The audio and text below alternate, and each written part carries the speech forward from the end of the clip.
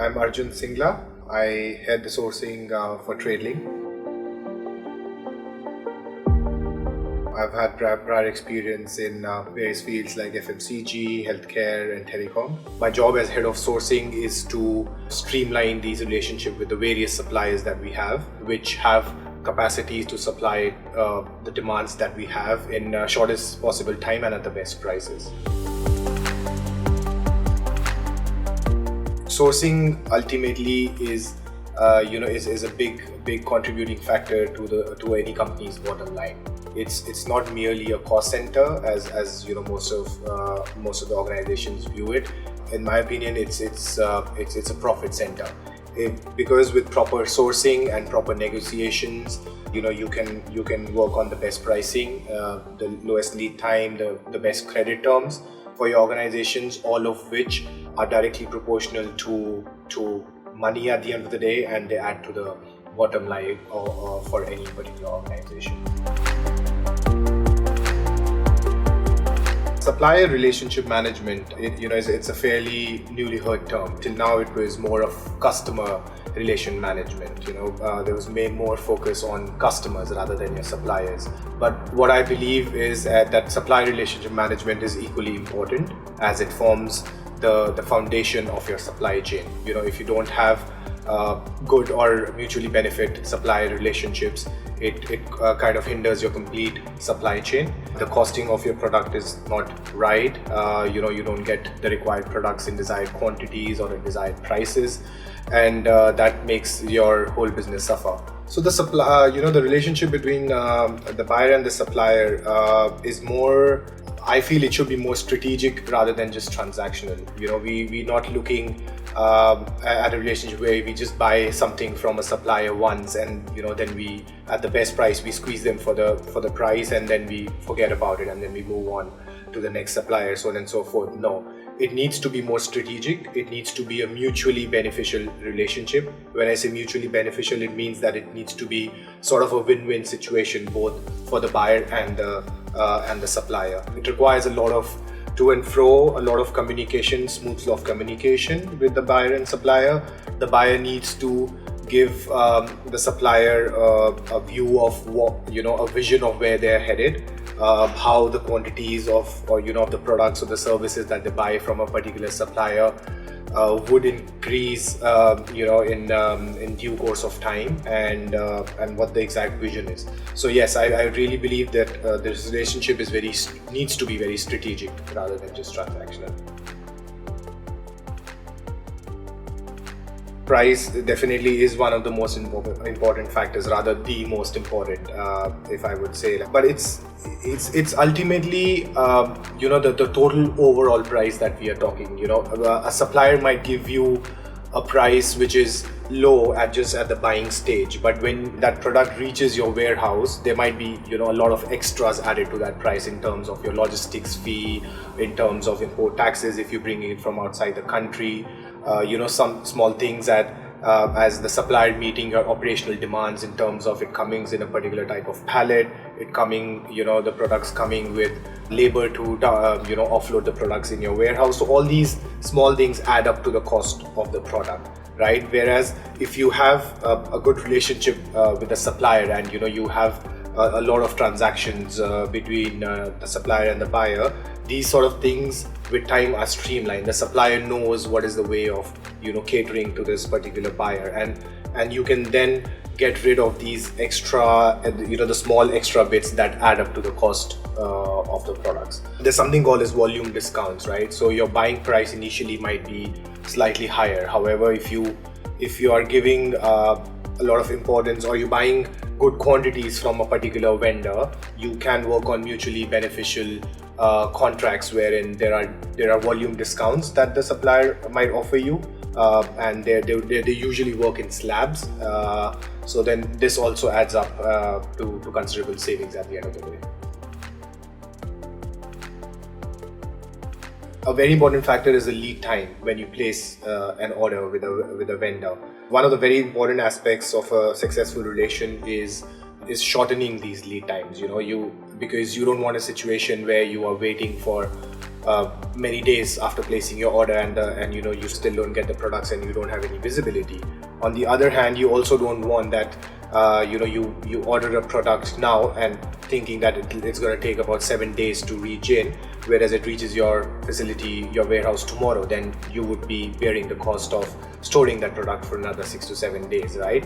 So it's about aligning your requirement, considering the average lead time that a particular supplier takes to deliver to your warehouse or to your facility, and then making sure that these that they are able to keep up to their commitments in this regard. So yes, cost, lead times, and of course then payment terms are something which matter a lot, and it's the working capital of a company that's at stake when you're buying a lot of things. So if a supplier with developing good relationships, you can work out on a credit term, which could again vary from supplier to supplier, but having any credit term is very favorable for the buyers particularly. Finding the right supplier, this is it can be a little tricky. See, if it's branded products, your suppliers are limited to a certain few. However, it totally depends on what kind of supplier you can work with. It is sort of directly proportional to your volumes. The suppliers high up in the value chain wouldn't give you that much importance when your volumes are not big. At that time, you have to work with suppliers who are slightly lower in the value chain, and then as and when your volumes increase, you start moving up, higher up in the value chain. As far as it's finding the right supplier, it's actually a mix of a lot of things. You need very good online resources. You need to have a lot of contacts in the industry. I think it's most important to have good contacts. Exhibitions at times play an important role when it's products mostly that have to be imported out of the country, for things like construction equipment, packaging material and stuff like that. So those are the times when exhibitions play a very, very important role in giving a good database of suppliers. Supplier contracts, I think these are this is something which is very, very important, and a lot of companies tend to ignore it when starting new or starting a new relationship with a vendor. But I personally believe this forms a very important aspect, because this then lists down everything in black and white, right? So there's no sort of gray area left in between. Pricing could vary as per if you're buying multiple products from a particular supplier, it could or could not be part of a supply contract. But what definitely could be covered is if you've got a price, it is sort of fixed for a particular period of time. So the contracts also cover that particular aspect of it. It's mutually beneficial for both the supplier and the buyer to have a contract, because at the end of the day, you can't just come up with anything random and go and expect something from a supplier or vice versa. Are there any particular cons to having a supplier contract? If it is a well read out and well explained contract, definitely a lot of things to consider before you enter in a contract. Because it's ultimately a legally binding contract. So as a buyer, you have to be careful that a supplier is not imposing unjustified terms on you, and then there are proper clauses for everything that you would want. There should be penalties for the supplier not being able to honor a purchase order, for instance, in a particular amount of time. There should be penalties on supplying damaged goods. That's also something very important, because if you receive something and which you cannot sell, so the supplier should take those products back.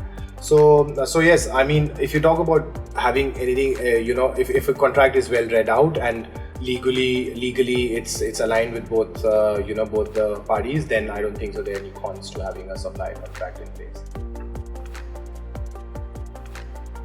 Now, trust certainly forms the base of a successful buyer-supplier relationship. No, it's not only a factor of time. It depends on a few other things as well. It's how many successful transactions that you've had. It also depends on how many, how regular you are with your payments or with the other terms that you have agreed to. Because if a supplier sees that, okay, the agreed payment term is say 30 days, and even after 30 days, you're not completing his payment just because you have received the goods, and he has to follow up with you every now and then. Then that sort of brings in a bitter taste in the relationship. Then of course, if you've worked long enough with a supplier, there has been a smooth flow of communication at all aspects. That the deliveries are coming in time from them, your orders, there's a process being followed for orders going onto the supplier. All these matters add up to the trust. It's ultimately it's about building a trust between two human beings rather than a buyer and supplier.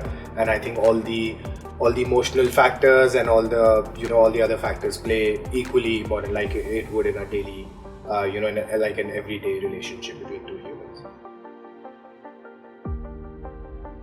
The processes around procurement, there definitely needs to be checks at various levels, because ultimately, it starts with issuing a purchase order to a client, right? It's a simple document, but then a lot depends on it. It's first of all, it's legally binding. Secondly, the goods delivered by your supplier would be based on that purchase order. Finance would make payment to that particular buyer based on that, matching that purchase order. So it's a point of reference document for a lot of organizations and for a lot of processes, right? So at the same time, these processes shouldn't be made very cumbersome. There needs to be a proper flow, and it's also important that the various departments are able to interact with each other rather than working in silos.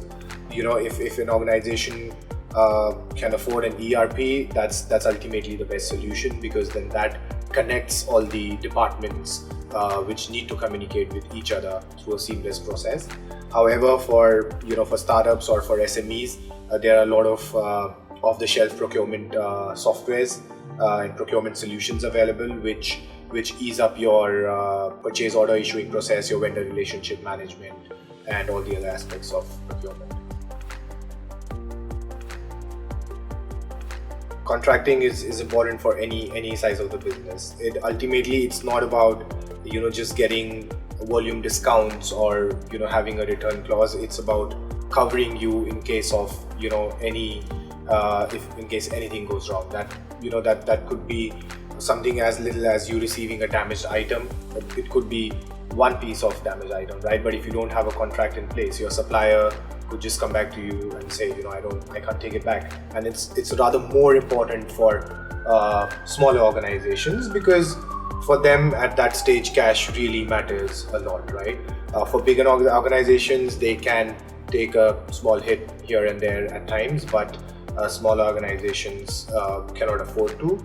Having said that, I think it's equally important for any size of the organizations to have proper supplier contracts in place, ideally before starting transactions with any supplier. International suppliers or international sourcing, as you might call it, it has its pros and cons, right? Pros being, number one, you can buy the product at a much cheaper price than you might get it in country. You might get much larger options, plethora of choices when it comes to products. You don't have to be limited to what is available to you in that particular region where you are, where your market is. And ultimately, yes, it all leads down to cost benefits. However, when it comes to cons, or the drawbacks of international sourcing is your lead time goes up really high. Considering the cost of the product, you shouldn't just then be looking at your buying price from a vendor outside the country. You should be looking at the total landed cost in your country. And at times, I've seen examples when the freight and other added costs go up higher than even the cost of the product, right? So you have to be very careful when sourcing from outside the country. However, at the same time, if you are successful at it, you can bring in some significant amount of savings for the organization.